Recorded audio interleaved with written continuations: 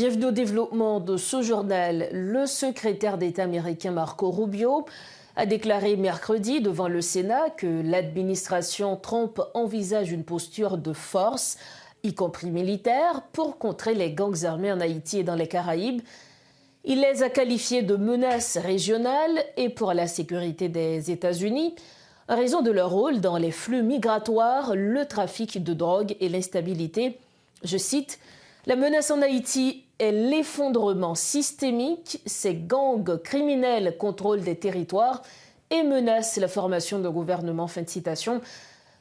Lors de son audition au Sénat sur la politique en Amérique latine, il a ajouté que certains disposent d'un arsenal comparable à celui d'un État et que le leadership fort est indispensable pour stopper la violence, alors que le Conseil présidentiel de transition doit être dissous le 7 février sans ingérence de corrompus soutenant les gangs.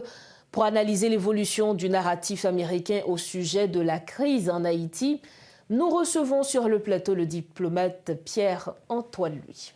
Maître Pierre-Antoine Louis, bonsoir. Merci infiniment de votre présence sur le plateau. Bonsoir, Dr Barthélemy. C'est toujours un plaisir pour m'avoir sur le plateau.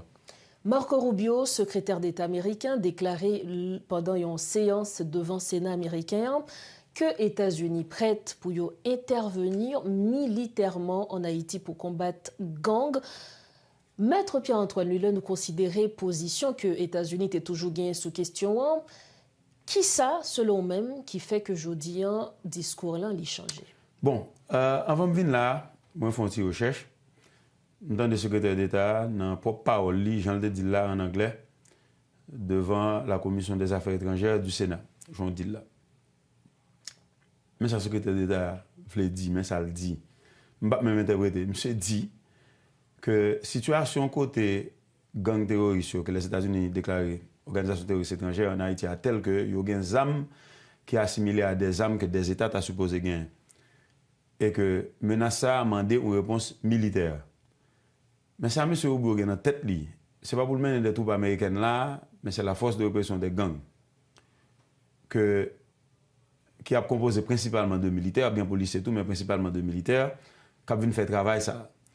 Maintenant, est-ce que si nous arrivons à déployer, 2 février a fait 4 mois depuis que le Conseil de sécurité a transformé la mission multinationale d'appui à la sécurité en la force de répression des gangs, qui a commencé 2 octobre. 2 octobre, 2 février, ça fait 4 mois. Il ne peut pas déployer parce qu'il y a un problème. Donc, dans la tête, si on insiste vrai pour l'élection à fait année ça, je dis à 29 janvier, donc janvier pas compté, l'élection présidentielle dans l'État supposée faite dans fin août, 7 mois, et mes problèmes là demeurent entiers. Donc, où est le problème là? Donc, on pression, est-ce que quelque part, si force de pression des gangs tardé à se matérialiser, ou bien le matérialiser, mais le temps d'acclimatation sur le terrain, et puis ils ont bousculé, est-ce que les États-Unis, même en ce sens, je rencontre le président Trump qui n'a pas de problème pour changer d'avis, il va décider, peut-être que l'État supposé envoyer Delta Force pour aider à résoudre le problème.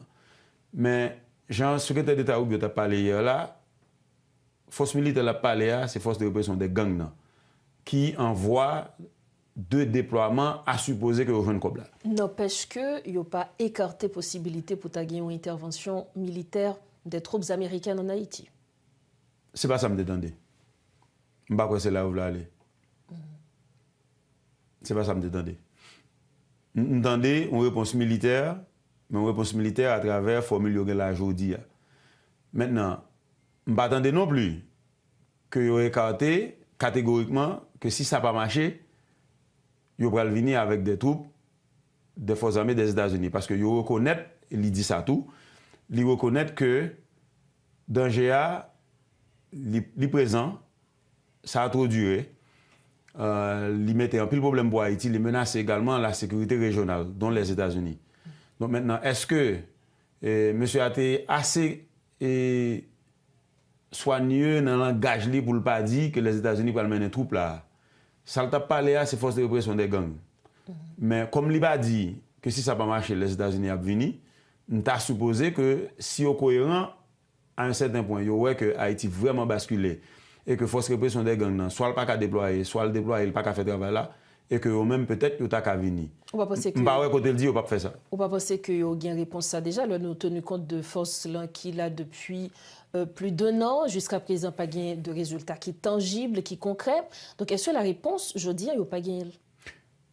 À force de répression des gangs, il n'y a pas gagné parce que force de répression des gangs qui suppose qu'il y a 5500 éléments militaires et de policiers pour déployer. Ça et là, nous avons de mission multinationale là, justement, qui jeudi ont transformé en force de répression des gangs. Même problème, j'ai l'impression, problème est toujours entier. Tout à fait. Problème comme là, contribution volontaire pour déployer, pour les questions de personnel. Pendant qu'on a parlé là aujourd'hui, personne n'a dit que comme là. Et le président Trump, l'administration Trump, pas enclin pour le bail comme ça. D'ailleurs, l'administration Trump doit l'Organisation des Nations Unies 1,5 milliard pour les opérations de maintien de la paix que le deal pas payé. Donc, Kounia, les États-Unis, les mêmes politiques, c'est pour l'autre pays aider, mettre comme là. Canada met ton monnaie, l'Allemagne met ton monnaie, la France met un petit monnaie dérisoire. Les États-Unis, pour dire combien la mettait.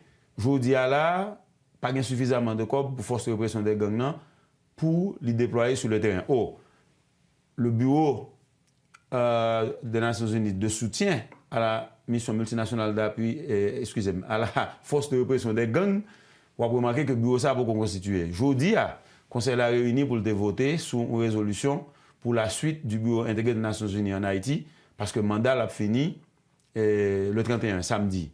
Mandat minuit. Et là encore, ça demande de l'argent. Et pour après, il y a un problème là de un paquet de groupes alphabétiques qui ont établi sur le terrain, bureau de soutien des Nations Unies en Haïti, bureau intégré des Nations Unies en Haïti, force de répression des gangs, groupe permanent de partenaires sont sous. Je suspecte quelque part, dans la réflexion que nous fait, sans pas dévoiler sur le terrain, la stratégie de défense des États-Unis vient tout juste d'être publiée. Encore, ils mettent en phase sur l'hémisphère occidental. Je suspecte quelque part, ils veulent commencer à préparer les esprits que si ça a essayé de faire là pas marcher, peut-être que les États-Unis, qui ne peuvent pas les bagages à continuer en Haïti, où il y a pris sanction contre 5 personnes dans le Conseil présidentiel de transition, contre le ministre. Donc, où tu as supposé que éventuellement, si tout ça n'a pas marché, c'est la sécurité, que les États-Unis font travail à lui-même. Est-ce que déclaration ça aujourd'hui, on n'a pas qu'à mettre dans le contexte, actualité politique là, dans le moment? Pour qui ça, nous avons tenu compte de soutien public de communauté internationale, là, notamment les États-Unis à Premier ministre Alix Didier Fils-Aimé. Est-ce que déclaration ça, n'est pas faite sciemment pendant que vous connaissez dans la conjoncture politique actuelle que nous avons? Nous avons plus assimilé support que vous déclarez, rappelez-vous, vous avez déclaré support au président Jovenel Moïse, Ariel Henry, n'est-ce pas? Oui, mais là, aller jusqu'à sanctionner des membres du Conseil présidentiel de transition. Oui, parce que au bouquet, mais le pays pas comme supporter les gens, il supporte le pays. Vous savez nous là? Alexis Didier Premier ministre, je dis, il faut aller suffisamment perspicace pour le comprendre. L'éphémère. Haïti permanent, les États-Unis permanents, il y a toujours une relation. Donc, l'idéal, c'est pour le résultat.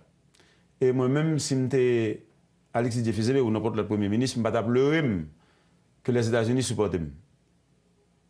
Les États-Unis supportent pendant le support là, jusqu'à ce qu'ils ne pas supportent encore. Et pour nous capables de finir, on nous garde rapidement, on dit que tu as gagné justement des militaires en intervention militaire des États-Unis qui viennent en Haïti. Qui probabilité de réussite, qui probabilité tout carrément de réalisation de telle initiative? Probabilité de réussite pour moi, ok, pas une catégorie. N'a pas quitté un petit bagage quelqu'un pas réussi. Probabilité de réussite pour moi 98%. Je vais expliquer. Si les États-Unis viennent avec une force spéciale à partir d'une évaluation côté Mounio, right? Ils vont venir. OK, il y a le point Maduro, il y a contre Maduro, il y a un drone en permanence, il y a allé avec 152 avions. OK, il y a tout 32 Cubains, il y a tout en quarantaine de Vénézuéliens. Il y a même un pilote qui prend une balle, parce qu'il tire sur l'hélicoptère, prend une balle dans le pied. Blessé léger. Donc, si il y a venu, il y a fait une évaluation de qui côté Mounio, qui ça Mounio dans combien il y a tant de Mounio, puis on est à la minute près, en temps réel, côté Mounio. Donc, si il y a venu à ça pour venir. Et si il y a à ça pour venir, attendons à ce que bon paquet de soldats qui dit pas venir mourir pour moun sa yo. Donc il a venu avec ça pour venir pour faire travail là. Moi-même pour moi-même, ça me connaît des forces armées des États-Unis 2 maximum 3 semaines finies pour finir l'obé ça. Maître Pierre-Antoine Louis, merci infiniment pour l'éclairage. C'est toujours un plaisir. Merci encore. Voilà donc l'analyse de Maître Pierre-Antoine Louis. Il était l'invité de Maître News ce soir. Avec lui, on commentait l'actualité.